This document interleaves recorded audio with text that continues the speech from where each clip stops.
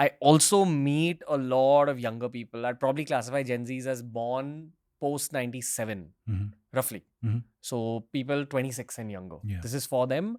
So I'd love for you to kind of take every aspect of this conversation and every chapter as a kind of message for Gen Zs. I mean, see, you can't tell. For some people, they're outwardly spiritual. They talk about spirituality. They can share their feelings very well. For some, when they go to the temple, they're deeply, surrendered to Lord Shiva. I can see that in their eyes. I can see that in their feelings. I think the spiritual upbringing that we have through our parents does, have a seed of spirituality. It just needs nurturing. In today's day, as a 25-year-old talking about this topic, I feel like our society has been more material. We are moving in more towards material.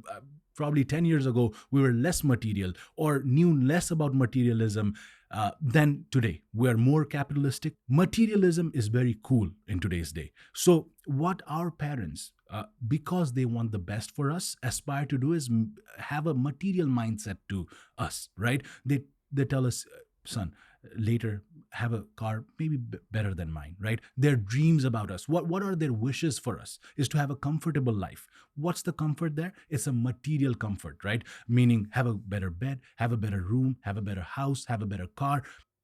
Everyone in based on their socioeconomic background has an aspiration to be better materially. How many of us have an aspiration to be better spiritually? Unless we have a spiritual experience, unless we come from a Vedic family with generations of spirituality inbuilt in the day-to-day life, I think our aspirations to be more spiritual is dying. Our aspirations to be more material is going up. So materially we're more comfortable. I think 10 years ago compared to today, I think we're materially more comfortable, right? We live in a better place. We have better air conditioning. We have even the granular things like ordering a taxi is even convenient for the Gen Z today than what it was before. But spiritually and mentally, are we nurturing? Are we making the world a better place for our spiritual self to evolve, to develop, to get the nurture? Are we, planting those seeds early? I think that is why emotionally we are less, evolved. Spiritually, we're less evolved or a little bit confused, I would like to say, right? Then materially, I think to a 25-year-old, if you ask about the material, about the financial market or the stock exchange today, then 10 years ago, I think they would have a much better idea, much better answers. They would know much more about cryptocurrency than what a 35-year-old would, right? So materially, you see that evolution. Spiritually, you don't, because you become what the society, the culture wants you to become. Our culture is more material today than spiritual. So in my consultations, one-on-one consultations that I do, I find parents that ask me, my child, I've given them everything, is struggling emotionally, struggling with finding their identity, finding their spiritual balance. Emotional fluctuations are happening. Even if I was a parent, I would probably want my kid to succeed materially. But would I be inclined to, take spirituality in parallel to materialism? That is where I think we are lacking a little bit. Got it. I have these friends who run a podcast. It's called the Untriggered Podcast. It's a very Gen Z oriented show. They had Acharya Prashant on the show as a guest recently. I was watching a bit of it, and the host, Amin, who's also a friend of mine, he brought up a very valid point. He said that nowadays at Gen Z house parties, when you bring up the word spirituality, there's lots of people who shudder or retract because, and I think this is an American phenomenon that's spread to Indian urban centers. I do think Untriggered is a representation of urban India, but not all of India. Yeah. If you go in the interiors of the country, you'll see a lot of Desi Gen Zs actually becoming hyper spiritual and going back to Sanatan Dharma. Yes. But it's in the urban centers where people are not willing to understand Sanatan Dharma more deeply. Of course, I'm having a very generalized angle on seeing this here. They're not willing to have these open conversations about spirituality because the word spirituality has a negative connotation for many social circles now. Yes. Like maybe he's talking the truth. Maybe all Gen Zs shudder when it comes to spiritual conversation. Yeah. So I don't know what the truth is. And then the next day I meet people like yourself, Sukritya, Yeah. who are using the power of spirituality to fix their own heads, build their own businesses, and build the future of their own communities. Yeah. So tell me honestly, in your eyes, what's an objective truth when it comes to urban Desi Gen Zs? I think there's two, subgroups to that as well. One is people who are very spiritual, might not talk about spirituality, like I said. They don't want to go to a house party and talk about spirituality. That does not mean they're not spiritual. That just means that spirituality is too sacred for them to bring into these conversations in a house party. We are better in talking about things that are relevant in the time frame than talking about everything because we meet each other more on social media nowadays. It's not that we're just meeting in house parties, we're meeting each other in different platforms. So maybe for spirituality they have a different friend group who is where they talk about spirituality, where they listen to different podcasts. They might not want to share that. And I understand the question is, why don't they want to share it? Maybe one reason is because it's not cool, because of the Western influence. The Western influence has caused us to believe that, even the word spirituality, spirituality and being religious is now very different, because religion is a little bit more expressive. Wearing the tika, wearing the, dhaga, wearing, expressing your beliefs is more religious.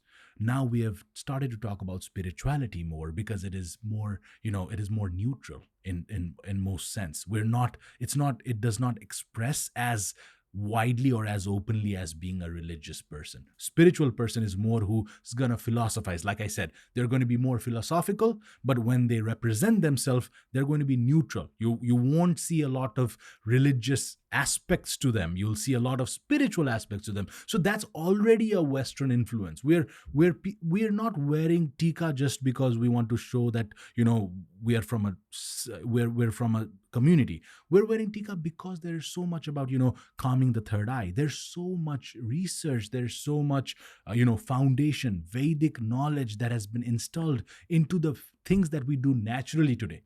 But spirituality, again, making religion a spirituality was one of the things that we have started doing. Now, again, spirituality in itself is also starting to be less cooler. And I think we have to introspect and realize again that we're in Kali Yuga. We're in a material yuga. We're in a place where material satisfaction oversees anything. Material success oversees anything. I meet people who are materially so successful, much successful than I am, right? But are they happy? Is the question.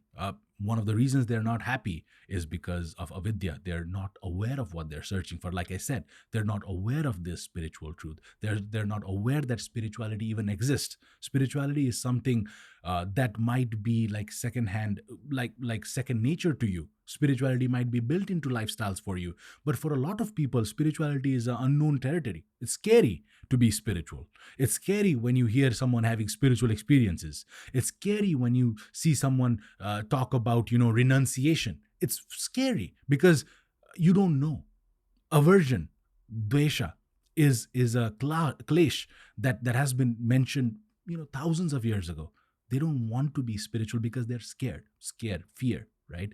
Some of us don't know, avidya. Some of us think that we know everything. Now spirituality is nonsense, science is everything. Or science is nothing, spirituality is everything. So this kind of ego is also there, right? So a lot of different clashes, a lot of different obstacles to spirituality. I think Gen Z, one of the reasons we are, still evolving, I would say, is because, number one, books are written in languages that we no longer read, written in ways that we no longer speak in, right? Accessibility to these platforms, to books, to these, one of the conversations that I was having is ChatGPT, right? The AI evolution has had its back, has the negatives, might not be sourced properly, the truth, the results might not be as accurate, but it has caused such a ease for people who are truly spiritual. You just ask about what is Sanatan Dharma. It's going to give you a lot of research and make things accessible. So I think now we have tools that are different than what the tools used to be. Before, it probably was books. Now we have AIs, but it is up to the person and their level of spiritual evolution to use these tools to aid them in their spiritual transformation journey. Gotcha. I think my journey started when I was 22, and one of the things that helped me initially was the fact that, hey, if I meditate, it will have an effect on my brain, my mind, my body, and therefore it'll have an effect on my career. Yeah. And that's why I began meditating and eventually realized that there is a mystical aspect to what I am doing by just sitting down and chanting, oh, etc., etc., etc. One thing led to another, and that's why all this kind of content, these kind of conversations have happened, because once upon a time, I decided to sit down every day for 20 minutes and I decided to meditate. I decided to go down the pathway of what naturally interested me, which was stories of Sanatan Dharma and Sanatani philosophy. Yeah. And that's what I'm trying to kind of give back to society through these podcasts as well. Yeah.